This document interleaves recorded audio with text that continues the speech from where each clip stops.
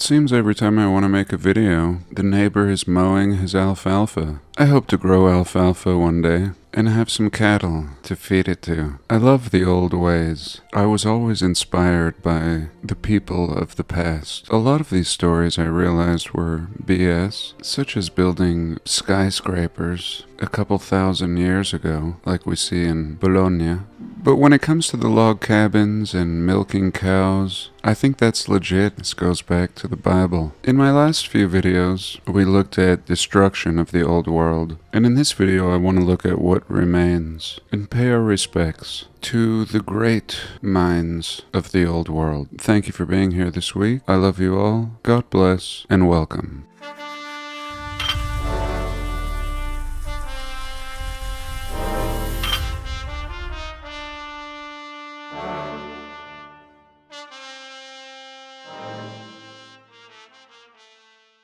So everybody loves the old world, even if they don't know what we know. What do we know? We know that it was impossible to build everything that we see beyond 200 years with absolute certainty, with the means that were supposedly available to the people in this time period. There was no mass communication, no mass shipping, and for a long time I wanted to prove this, and I believe that this has been accomplished in my last book, published with David.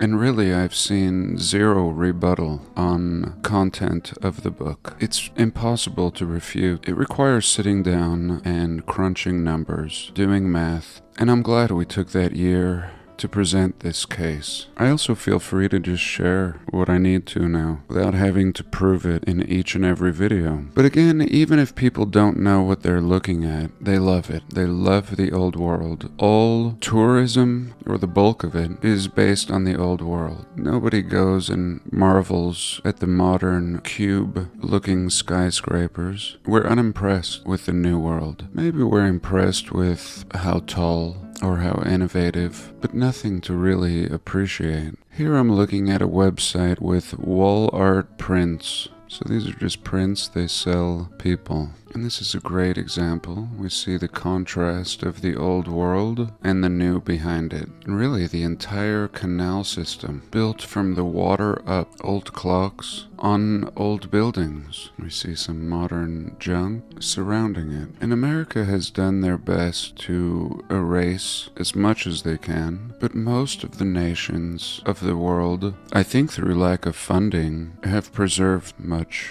of our history. And while checking out this website, I saw this aerial view of Navy Pier in Chicago, and I thought, wow, this Navy Pier just stuffed away on an island in the water. And this is one of my favorite topics, the artificial land. Sometimes you get history on the buildings and it's very poor, but what about the land? We see the Statue of Liberty on an artificial island like this, and we get very little explanations on how people in this early time period are making land. Actually, we get pretty much zero explanation for this. I always talk about how hard it is to build a road on land, on dirt or mud. So much gravel and materials brought in on heavy trucks. And this, in my opinion, is impossible. I mean, think about how many trucks of material, dump trucks, you're gonna need to make an island like this. Millions? Maybe 100 years? Years ago, I looked at this mystery a lot more. I found myself up on the northern coast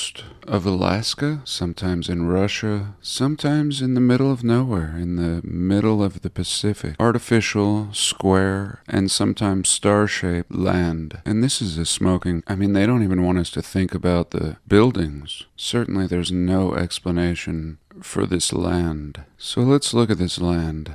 Here she is. Again, the difficulty of building a road. What can we say about this? even today. And this isn't just like Dubai. I know some people might say, oh, they do things like this. They have big boats that dump sand and make palm tree islands. And that's fine, but those are made out of sand. Those will wash away in the next cataclysm. Whereas all of this has survived. And it's not made of sand. It's made of giant blocks, old concrete, steel, and wood. Everything has been erased on this one. Now they've turned it into utilities. Sometimes mining, sometimes just abandoned, scraped clean, and abandoned. So here we have some kind of monument on this side, of course, a park, and we see massive repurposement with this whole area. We'll get into that in a minute. I just want to give you an overview. So here it looks like they've left this old structure, made it into a parking lot, removed what was on top, and these are actually giant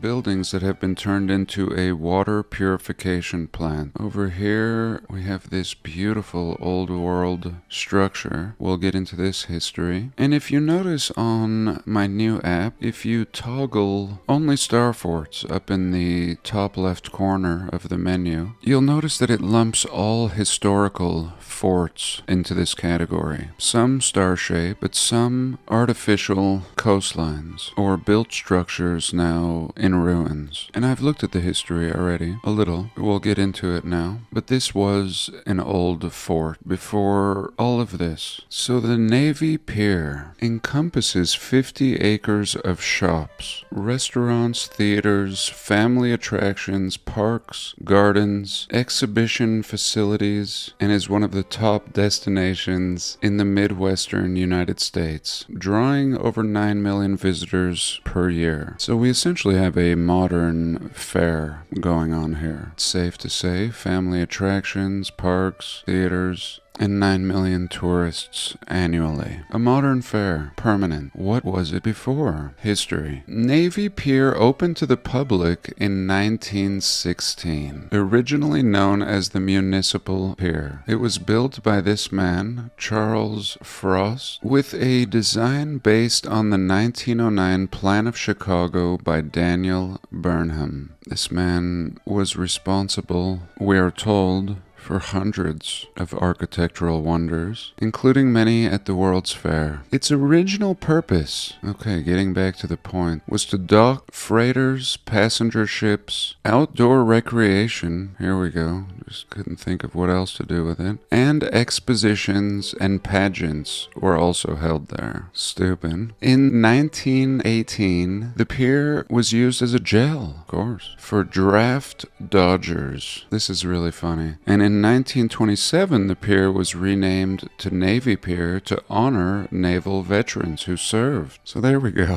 In 1918, they're putting people that don't volunteer to die in here as a jail. And in 1927, they turned it into a memorial to celebrate those that did serve and died, of course. Still unsure of what to do with this. In 1941, Pier becomes a training center. The pier had a theater, a gym, the same things we have today, barbershop, soda fountains, kitchen, and hospital. In 1946, the Navy was winding down from its mission, so the University of Illinois took over, held classes here. There we go, just handing it over to the university, another institution of control. But eventually a maximum capacity was exceeded, and the school outgrew the pier, and they created the University of Illinois. After the university left, Pier became underutilized. Okay, let's just stop here. Did you notice something? No talk of the artificial landmass. Both of them. Even this one that's in ruins. Looks like an old flooded portion. A little tower on the end here. But again, not a peep. Just surprise. Here it is. Designed by World's Fair people. Great. This man. What kind of bow tie is this? Sir, why couldn't you have a nicer bow tie? You designed over 200 buildings. I like this crusty bow tie. But sir, 200 buildings. The Chicago World's Fair. They say you died at age 41. This man is a joke. And finally, after shuffling this pier around, as late as 2006, they released a proposal for a major renovation of the pier. which included a Ferris wheel, a roller coaster, a floating hotel, and a water park. I mean, are we repeating the themes over and over again? I mean, this is what they did at the World's Fairs. And here we go. This was originally, we were told, military base. Really don't know what to do with it for 100 years. And then they decide to turn it into an amusement park. When really we're told they were doing the same thing in 1916. Indoor and outdoor recreation, events like expositions and pageants. Of course, also a jail and a university. And you could see how this is a perfect mental roller coaster. I mean, nothing making any sense, just a lot of words saying stupid things. And back to my main point, no talk about the artificial island. Any of them, really. All of this. It's not just this island, it's everything around it. Here, this lighthouse. Mega blockage in complete disrepair. Again, like I started off this video with, this is not sand. These are giant Egyptian pyramid style blocks, and all the artificial islands are made of this same blockage. This is a telltale sign of the old world. So let's take a pause and look at something else.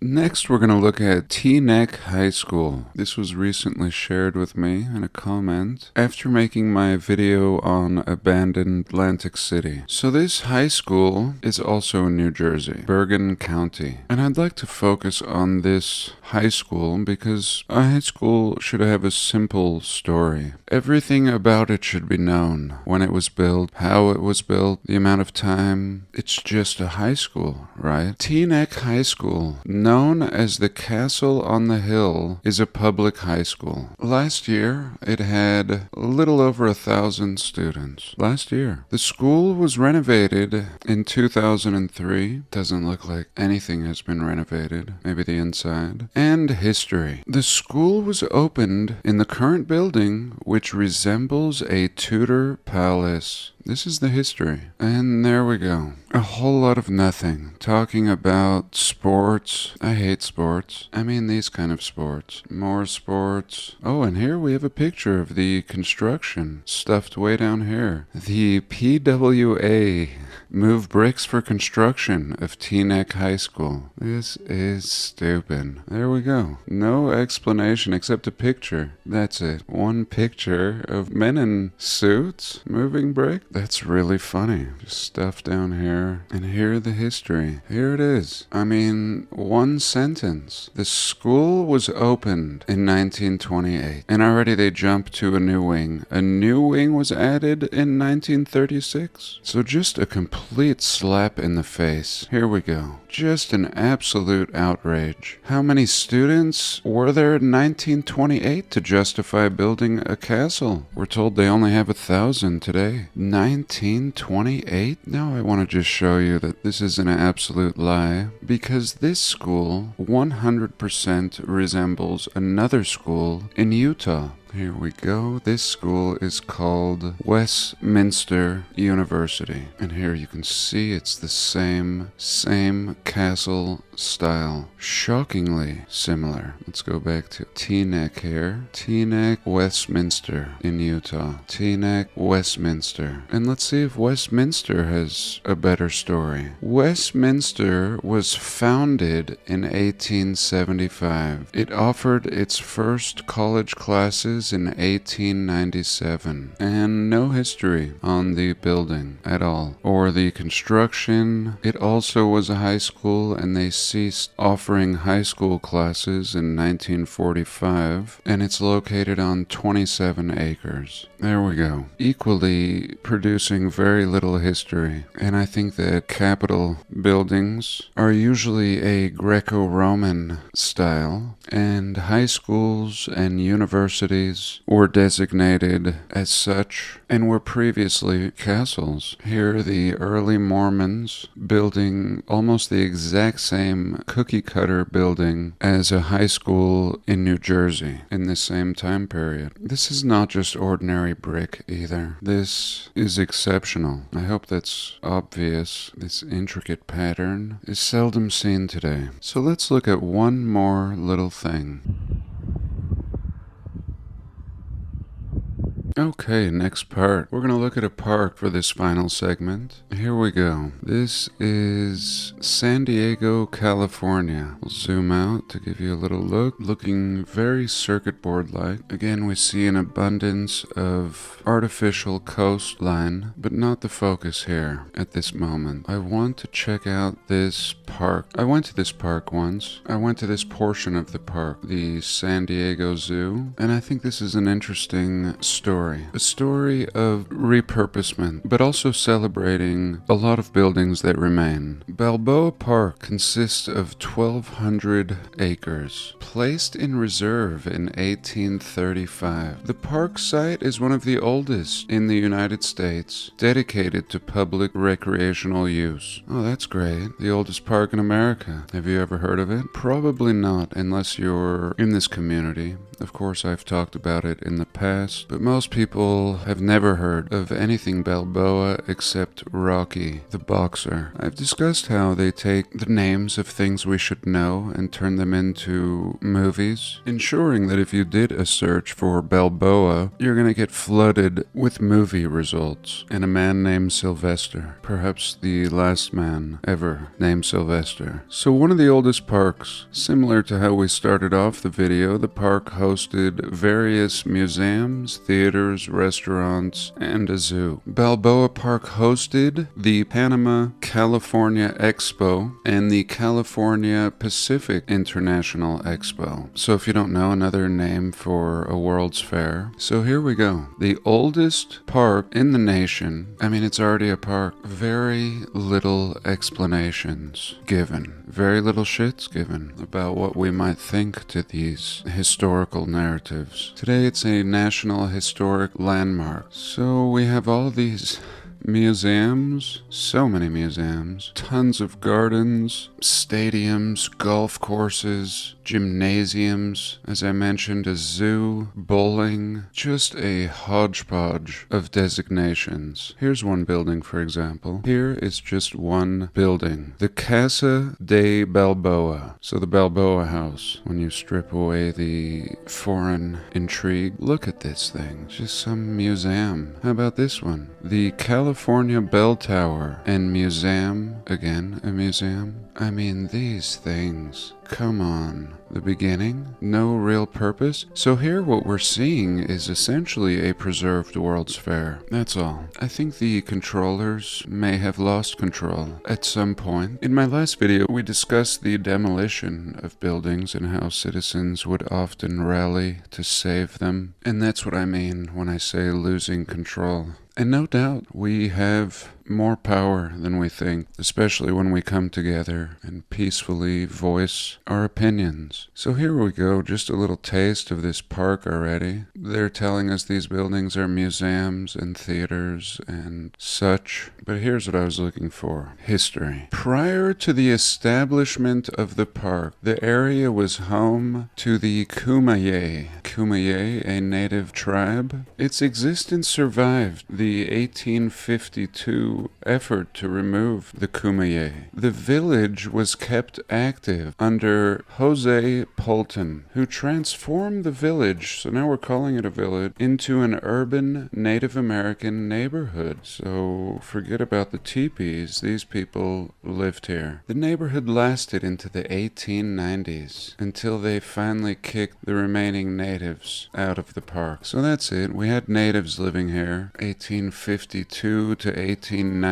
So we have a history of a people here. Now I don't think that native people build like this. No. But I do think a people will occupy whatever they can. And we're seeing that today. We see it in less established nations where there's no system of ownership yet, but there are existing cities and people just take over. I showed an example of this in Eritrea, an African nation, recently. So anyway, we have these native people living here, and then they get kicked out. In 1835, authorities set aside 1,400 acres of Pueblo land in San Diego to be used for the public's recreational purposes. This land included present-day Balboa Park, again making it one of the oldest places for public recreation. In 1845, a survey was done to map the 47,000 acres. So this is pretty stupid. It's not even America yet.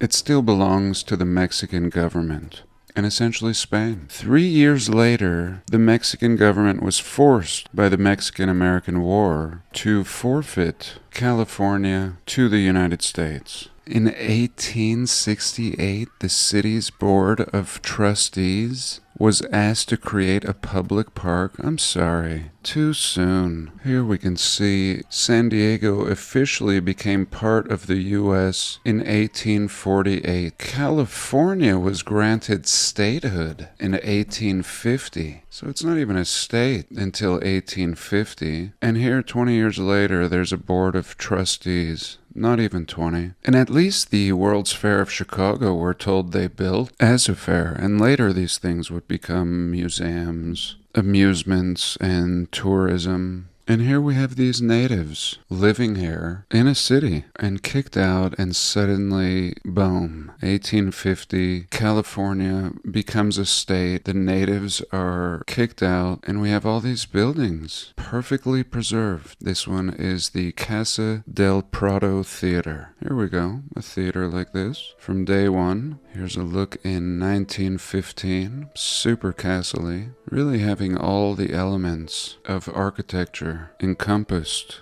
on these grounds. And here's that same site today. So what do you think? As always, I don't know. How could I? But what is certain is I don't accept what we are told. So for this week, that's all I have to say. I thank you all for joining me. God bless. I love you all, and I'll see you next week.